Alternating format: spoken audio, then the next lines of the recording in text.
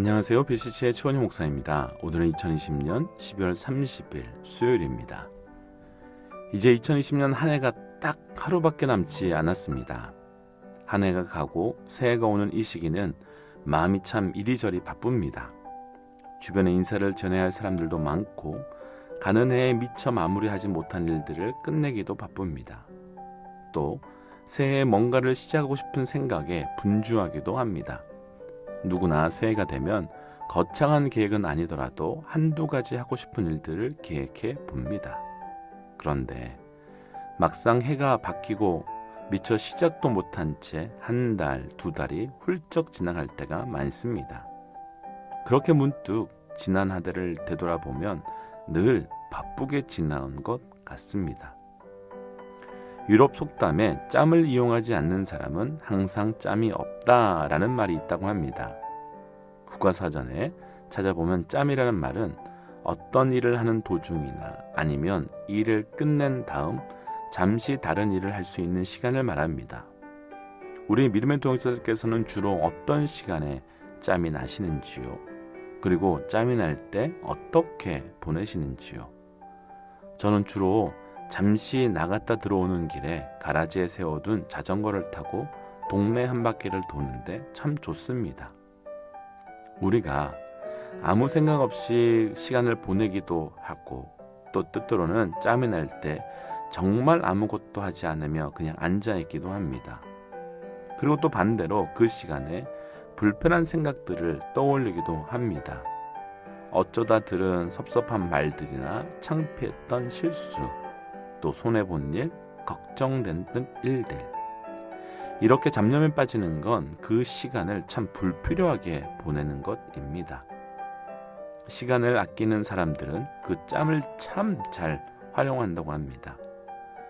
새해에는 우리 믿음의 동역자 여러분 모두 다 그 짬의 시간을 잘 활용해 보시는 건 어떠실지요? 에베소서는 바울이 감옥에서 쓴 편지인데 이렇게 말합니다. 세월을 아끼라. 때가 악하다. 시간의 문제와 악하다는 것이 무슨 연관이 있을까요? 라는 생각이 드는데 시대가 악할수록 우리의 시간을 하나님을 향해 사용할 수 없도록 만드는 것을 의미합니다.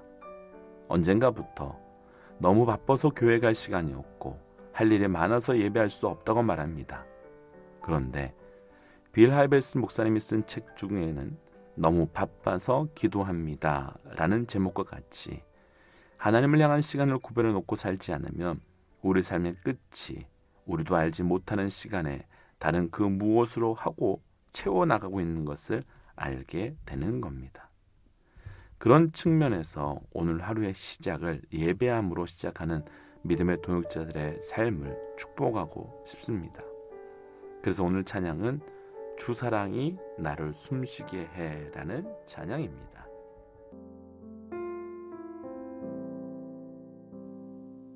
베드로후서 3장 1절에서 9절 말씀.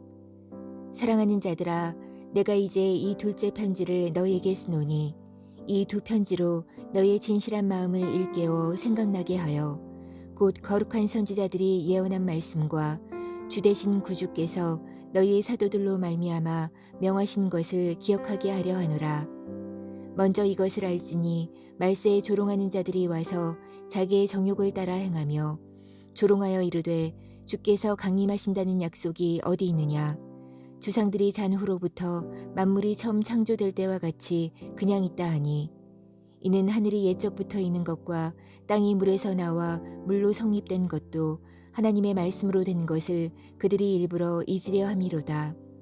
이로 말미암아 그때의 세상은 물이 넘침으로 멸망하였으되 이제 하늘과 땅은 그 동일한 말씀으로 불사르기 위하여 보호하신 바 되어 경건하지 아니한 사람들의 심판과 멸망의 날까지 보존하여 두신 것이니라. 사랑하는 자들아, 주께는 하루가 천년 같고 천년이 하루 같다는 이 한 가지를 잊지 말라. 주의 약속은 어떤 이들이 더디다고 생각하는 것 같이 더딘 것이 아니라 오직 주께서는 너희를 대하여 오래 참으사 아무도 멸망하지 아니하고 다 회개하기에 이르기를 원하시느니라. 아멘. 함께 기도하겠습니다. 하나님, 지나온 모든 순간이 주의 철저한 은혜였습니다. 오늘 하루도 이렇게 은혜로 시작하게 하신 것도 감사하며 또 계속된 은혜를 기대하며 믿을 수 있는 그 은혜 주신 것도 감사합니다. 오늘도 그 은혜로 말씀을 통하여 찬양을 통하여 깊이 있게 들어가게 하여 주옵소서. 모든 말씀 예수님 이름으로 기도하였습니다. 아멘. 오늘 우리가 함께 나눌 말씀의 제목은 조롱하는 자와 기다리는 자라는 말씀의 제목입니다. 오늘 말씀의 제목을 이렇게 정한 이유는 분명합니다. 베드로가 마지막 때에 대한 말씀을 보면 오늘 말씀 속에서 그 마지막 때에 대해서 있을 수 없는 일이라고 조롱하는 자가 있을 것이며 반대로 마지막 때를 철저히 기다리는 자가 있을 것이라고 구분하였기 때문입니다. 오늘 그 구분의 기준이 무엇인지 함께 묵상하고 비단 마지막 때뿐만 아니라 하나님의 말씀에 대한 우리 모두의 반응을 온전히 분별하며 나아가시는 시간 되시기를 주의 이름으로 권면드립니다. 첫 번째는 조롱하는 자에 대한 말씀입니다. 3절과 4절입니다. 먼저 이것을 알지니 말세에 조롱하는 자들이 와서 자기의 정욕을 따라 행하며 조롱하며 이르되 주께서 강림하신다는 약속이 어디 있느냐? 조상들이 잔 후로부터 만물이 처음 창조될 때와 같이 그냥 있다 하니. 말세에 조롱하는 자들에 대한 말씀입니다. 그러면서 조롱하는 자들의 반응을 정확하게 기록하고 있습니다. 주께서 강림하신다는 약속이 어디 있느냐? 조상들 중에 죽은 사람 가운데 다시 살아난 사람이 있느냐? 그러면서 주님께서 다시 오실 때 약속하셨던 모든 말씀에 대해서 조롱합니다. 그런데 베드로는 그들이 왜 말씀을 조롱하는지 그 이유를 정확하게 3절 후반부에서 이렇게 기록합니다. 자기의 정욕을 따라 행하여. 왜 하나님의 말씀과 약속을 조롱하게 된 걸까요? 오늘 말씀에서 나누고 싶은 첫 번째, 조롱하는 자는 정욕을 기준으로 삼기 때문입니다. 그럼 정욕이라는 것은 무엇일까요? 베드로는 앞부분에서 자신이 상징하는 정욕이 무엇인지에 대한 힌트를 주는데 바로 베드로 후서 2장 4절 이하의 말씀입니다. 그때 베드로는 너희가 정욕 때문에 세상에서 썩어질 것을 피하며 신성한 성품에 참여하는 자가 되게 하라고 권면하였습니다. 여기서 정욕이라는 단어가 나오는데 베드로는 명확하게 정욕과 신성한 성품, 곧 하나님의 성품을 대조합니다. 그러니까 정욕이라고 하는 것은 하나님과 반대되는 성품을 말하는 겁니다. 정욕이라고 하는 것은 하나님을 받아들이지 않는 성품을 말하는 겁니다. 정욕이라고 하는 것은 하나님을 향하여 나를 닫아버리는 것을 말하는 겁니다. 하나님은 내 이웃을 내 몸과 같이 사랑하라고 말씀하셨습니다. 이것은 하나님의 신성한 성품입니다. 그런데 사단은 이 하나님의 성품을 거부하게 만들어 미워하게 만들고 싸우게 만듭니다. 그러면서 그렇게 사랑하는 사람들을 보면서 거짓이라고 생각하게 만들고 그런 사랑은 결코 있을 수 없다며 그렇게 살아가는 믿음의 사람들을 위선자라고 조롱하게 만듭니다. 이것이 바로 정욕에 이끌려 하나님의 성품을 반대하는 삶입니다.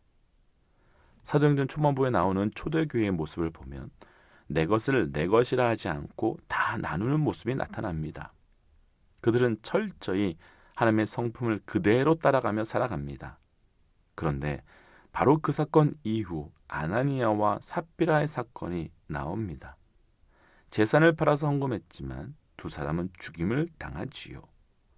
정욕으로 하나님의 성품인 척했기 때문입니다. 그래서 정욕으로 살면 하나님의 일하심이 이해할 수 없는 겁니다. 정욕으로 살면 하나님의 역사를 받아들일 수 없는 겁니다. 정욕으로 살면 하나님의 섭리를 절대 깨달을 수 없는 겁니다. 그러나 정욕으로 사는 것이 정말 무서운 이유가 바로 오늘 말씀에 등장합니다. 우리가 읽었던 4절 말씀에서 주께서 강림하신다는 약속이 어디 있느냐라고 말합니다. 하나님의 약속을, 하나님의 말씀을 인정하지 않습니다. 하나님의 약속과 하나님의 말씀을 인정하지 않는다는 것은 단순히 그 약속과 말씀을 인정하지 않는 것이 아니라 결국은 하나님의 존재를 인정하지 않는다는 뜻입니다. 정욕으로 사는 자는 하나님을 절대로 인정할 수 없습니다. 아니, 더 정확하게 사단은 우리가 정욕으로 살게 만들어 하나님을 부인하게, 아니 하나님이 없는 것처럼 고백하게 만들어버립니다. 2차 세계대전이 터진 이후에 많은 사람들이 하나님이 살아계신 것이 맞느냐라는 질문을 공개적으로 했습니다. 하나님이 살아계시다면 어떻게 이렇게 많은 사람들이 죽임을 당하는데, 특별히 하나님의 사람이라고 말하는 유대인들이 이런 고통을 당하는데 어찌 가만히 계실 수 있느냐? 어떻게 악이 말도 안 되는 강력한 힘을 가지게 되었느냐라는 질문을 했습니다. 그런데 이 질문을 동일하게 하박국도 했습니다. 어떻게 악인을 통해서 의인이 고통당할 수 있으며 어떻게 하나의 백성이 악인에 의해서 무너질 수 있습니까? 그런데 그렇게 말한 하박국이 마지막에 말합니다. 무화과 나무 잎이 마르고 외양간에 소가 있어도 없어도 난 여호와로 인하여 즐거워하리. 정욕의 문제를 하나님께 두면 정욕의 문제는 문제를 하나님께 두게 만들지만 말씀은 문제를 우리 안에서 발견하게 만듭니다. 우리 삶이 정욕에 이끌려 나아가는 삶이 아니라 하나님의 성품에 묶여 사는 삶이 되시기를 주의 이름으로 축복합니다. 두 번째, 기다리는 자에 대한 말씀입니다. 9절입니다. 주의 약속은 어떤 이들이 더디다고 생각하는 것 같이 더딘 것이 아니라 오직 주께서는 너희를 대하여 오래 참으사 아무도 멸망하지 아니하고 다 회개하기에 이르기를 원하시니라. 아멘. 베드로가 주의 약속에 대해서 말합니다. 복잡하게 설명하는 것 같지만 그 내용은 아주 간단합니다. 하나님의 약속은 반드시 이루어진다는 것이며 하나님의 약속은 반드시 성취된다는 것입니다. 그런데 우리에게 이 약속의 문제가 어려운 이유가 하나 있습니다. 우리는 약속을 이야기하면 언제, 곧 때의 문제에 초점을 맞추기 때문입니다. 그런데 약속에서 중요한 것은 사실 때의 문제보다 성취의 문제, 곧 지키느냐, 지키지 않느냐의 문제가 더 중요합니다. 그리고 하나님의 약속은 반드시, 정말 반드시 이루어지는 약속입니다.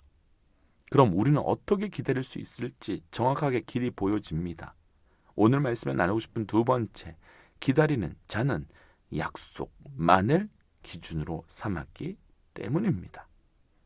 앞에서 정욕은 하나님께 문제를 두지만 말씀은 우리 안에 문제를 발견하게 만든다고 나누었습니다. 이 부분도 비슷합니다. 기다리지 못하는 자는 기다리지 못하는 이유를 하나님께 둡니다. 하나님께서 능력이 없으셔서, 하나님께서 뜻이 없으셔서, 하나님께서 살아계시지 않으셔서. 그런데 약속의 근간을 두고 기다리는 자는 그 이유를 우리에게 둡니다. 우리가 조금 전에 읽었던 9절의 말씀처럼 우리가 아직 회개에 이르지 못하였기 때문에. 이렇게 본다면 앞에서 나눈 조롱하는 자의 믿음과 기다리는 자의 믿음은 나 중심을 믿음에 두는가, 하나님을 중심의 믿음으로 두는가, 이 간단한 차이가 엄청난 결과의 차이를 만드는 것 같습니다. 우리 모두 철저하게 하나님을 우리 삶의 중심에 두시기를 주의 이름으로 도전하며 권면합니다. 함께 이 시간 기도하겠습니다. 하나님, 우리 삶에 철저히 하나님께 중심을 두고 살아가는 믿음의 삶이 되기를 원합니다. 그래서 우리 삶이 조금도 조롱하는 자의 삶으로 살아가는 것이 아니라 철저히 기다리며 하나님의 약속을 바라보는 자의 삶이 될 수 있도록 인도하여 주옵소서. 그래서 오늘도 그 약속 붙들고 끝까지 나아갈 수 있는 우리 삶이 되게 하여 주옵소서. 이 모든 말씀 예수님 이름으로 기도하였습니다. 아멘. 사랑하는 믿음의 동역자 여러분, 오늘은 수요일입니다. 저녁에 함께 또 말씀 통독의 자리로 나와 주십시오. 그리고 더불어 송구영신 예배와 옷장 기도회는 12월 31일 저녁 9시 반, 또 저녁 11시 저희가 그레이스 베피스 처치에서 드릴 예정입니다. 함께 또 영상으로 또 현장에서 예배의 자리에 동참해 주시기를 부탁드립니다. 지금까지 PCC의 최원영 목사였습니다. 하나님은 살아계십니다.